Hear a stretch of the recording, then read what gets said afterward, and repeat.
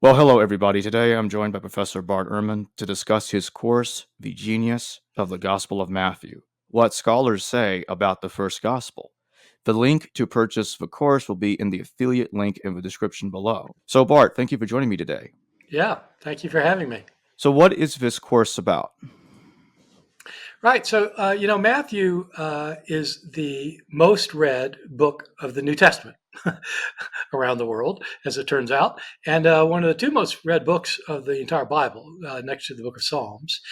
And for years, I've been impressed by how many people read Matthew, but don't really understand what it's doing, uh, what it uh, what its distinctive portrayal of Jesus is. They love it because people tend to love it because it has all of these great teachings of Jesus, the Lord's Prayer and the Beatitudes and the antitheses and lots of the parables found only in Matthew, a lot of great one-liners, for example, in the Sermon on the Mount, which is only in Matthew.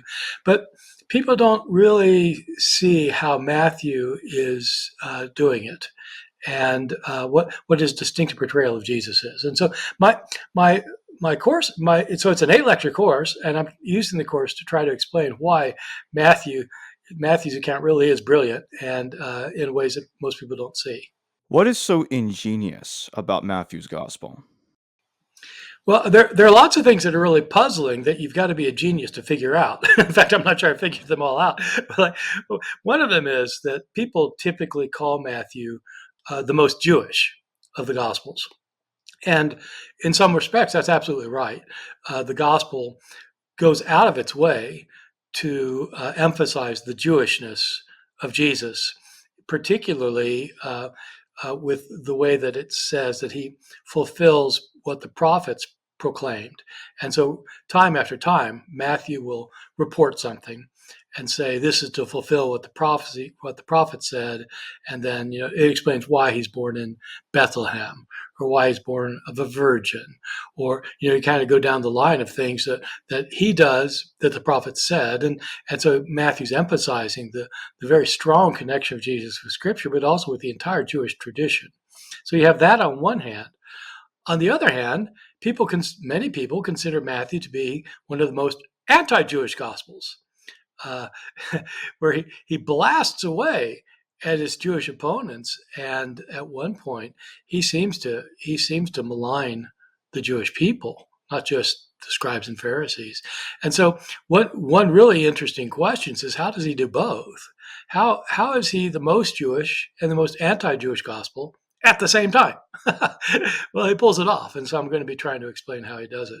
If Matthew used Mark, how come he changed it so much? Right. So this will be the approach that I take in a number of my lectures. The approach that scholars use, one of the approaches the scholars have used for, I don't know, 80 years now, 70 or 80 years with Matthew, is called redaction criticism. A redactor is an editor, and if you know that Matthew used Mark, which we have good reasons for thinking, then your question is particularly apt. He doesn't just copy Mark, he changes Mark all over the map, including he expands it significantly by adding all sorts of stories to it, from the birth narratives, the genealogy, but lots of material found in Matthew, including lots of more saying material. But he also takes away some things from Mark, and even more interesting in some ways, he'll take Mark's story and copy parts of it word for word, but then change parts of it. And so the question is, why does he change it? I mean, the kind of surface level obvious answer is that he thought he could do it better. Um, an editor doesn't change something unless he has a reason. And so what redaction criticism does is it looks at all the changes between Matthew and Mark that Matthew made, apparently made intentionally, and tries to figure out if there's any pattern in the kinds of changes he's making.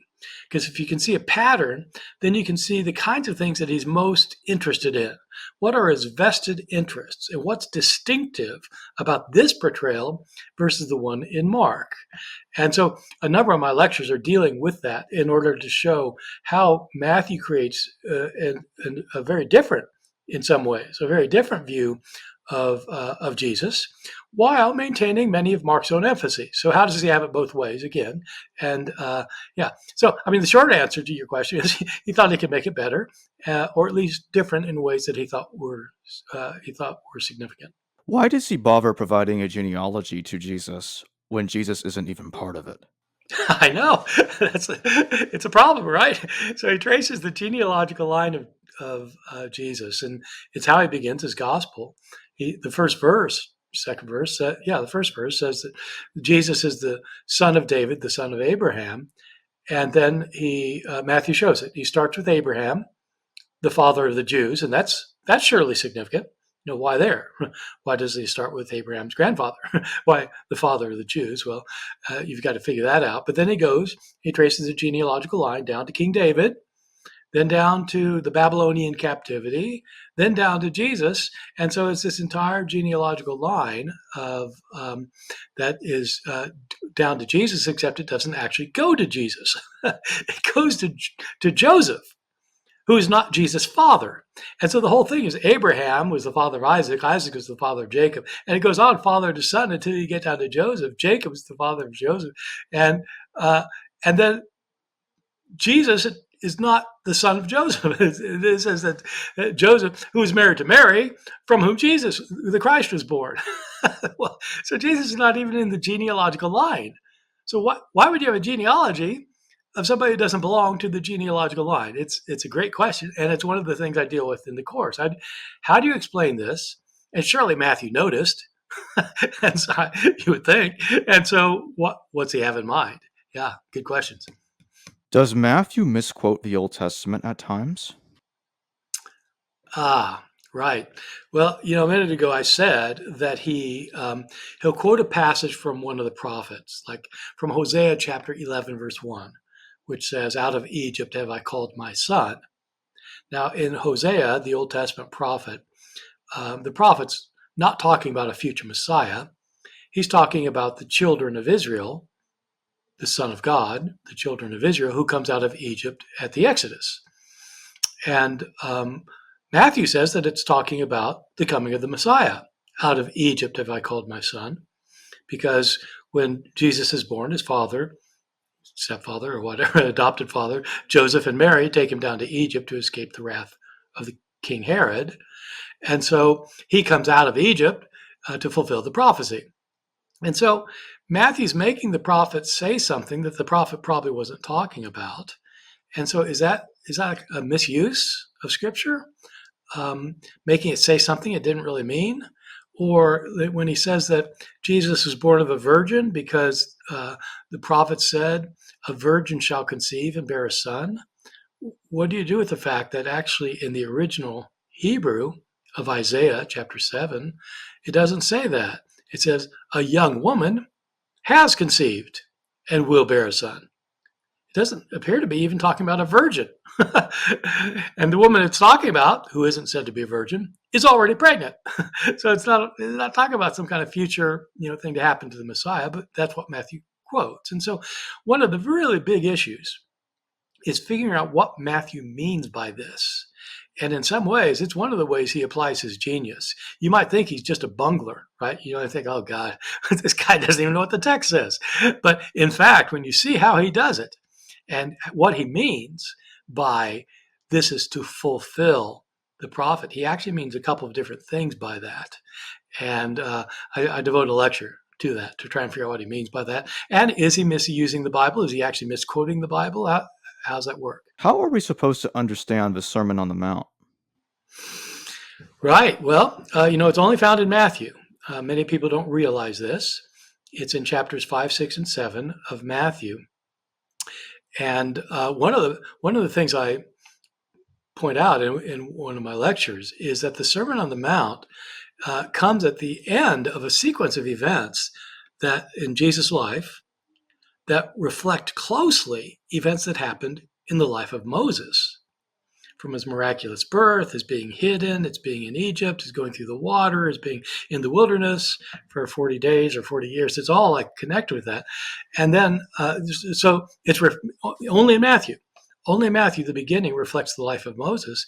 And then at the end of the sequence, when Moses goes up on Mount Sinai, Jesus goes up on the Mount for the Sermon on the Mount. And so clearly Matthew's trying to say something about how this sermon relates to the law of Moses.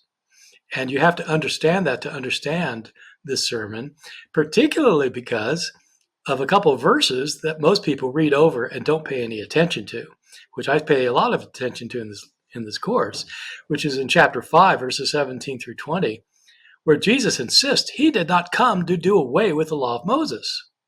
He's not doing away with it. He's fulfilling it, and his followers have to keep it better than the Jewish leaders, better than the scribes and Pharisees. What? Jesus' followers have to keep the Jewish law?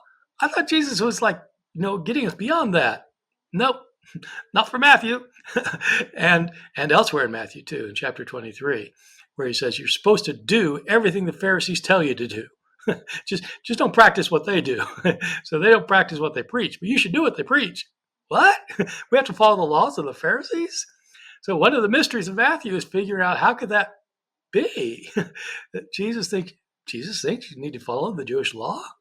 So I spent a lot of time on that one too. So how is it supposedly the most Jewish of the Gospels and yet so very anti-Jewish at the same time? Yeah, well, that's the big question, and a question most people haven't asked. I mean, I would say that most lay people have heard that it's the most Jewish of the Gospels, and they'll be pointed to things like I've mentioned. I mean, Jesus is being portrayed very much like Moses. He gives his own law like Moses. He interprets the law of Moses. He himself is the fulfillment of the law and the prophets. He explicitly is said repeatedly, only in Matthew, to have fulfilled this or that prophecy. So it clearly has a Jewish focus. It's emphasizing something that you'll find it in Mark, but not anywhere near this emphasis that Jesus is a Jewish Messiah. He's sent from the Jewish God to the Jewish people in fulfillment of the Jewish scriptures. This whole thing is Jewish. Matthew emphasizes that, and yet Matthew's Jesus attacks Judaism. And so how's that happen? How's that work exactly? Yeah. So I spent a couple lectures dealing with that one. How was Matthew's Gospel used over the years to both shape Christian morality and to inspire persecutions against the Jews? Well, right. This is kind of the continuation of the question: how is it both Jewish and anti-Jewish, and how can it be so moral and yet seem to advocate opposition to Jews? And so, the morality of it is quite clear when you read the teachings of Jesus. Far more so than in Mark.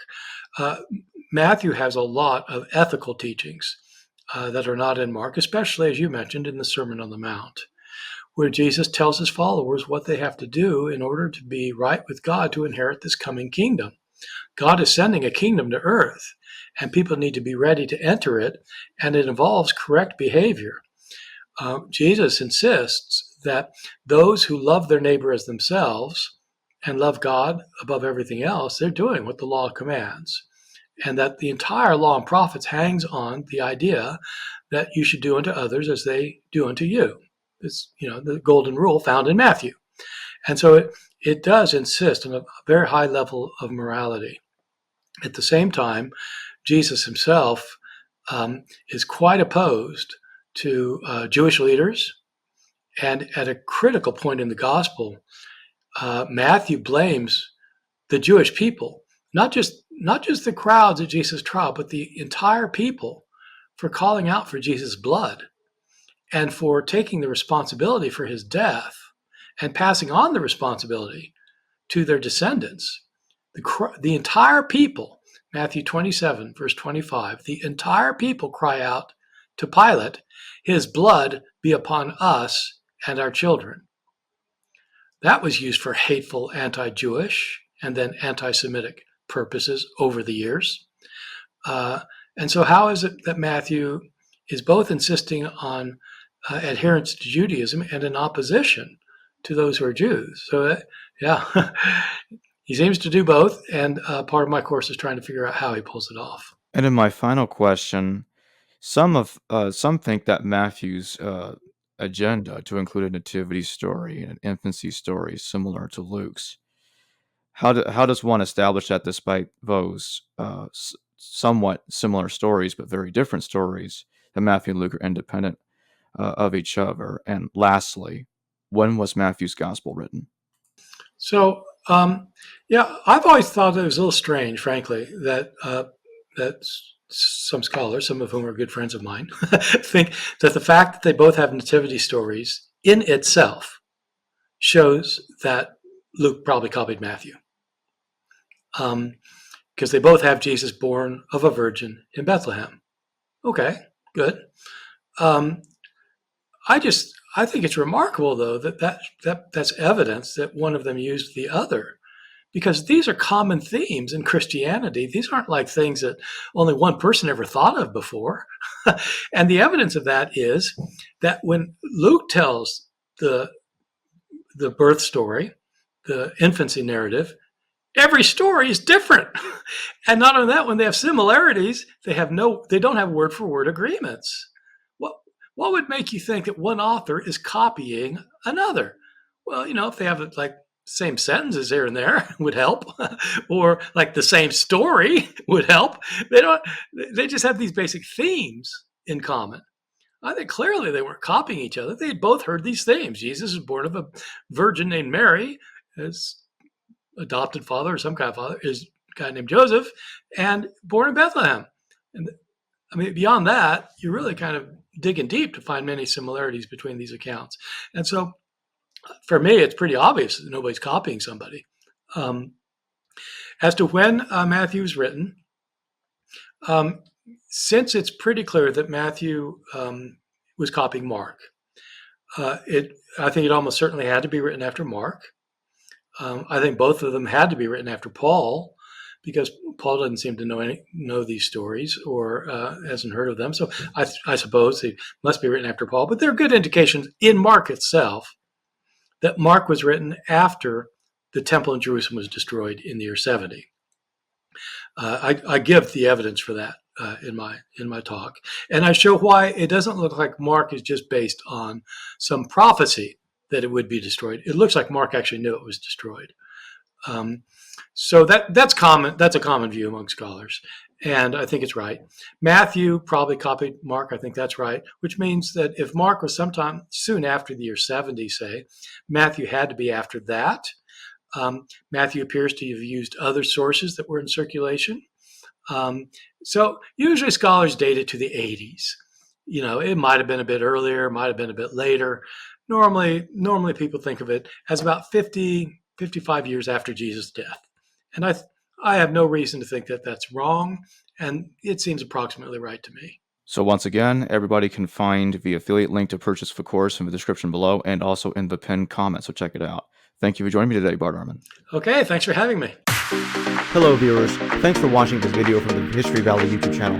Please don't forget to subscribe and hit the notification bell. And if any of you wish to further support this channel, please consider checking out this channel's Patreon page and becoming a patron, and or donate through PayPal or through Super Chat during your live stream. Thank you.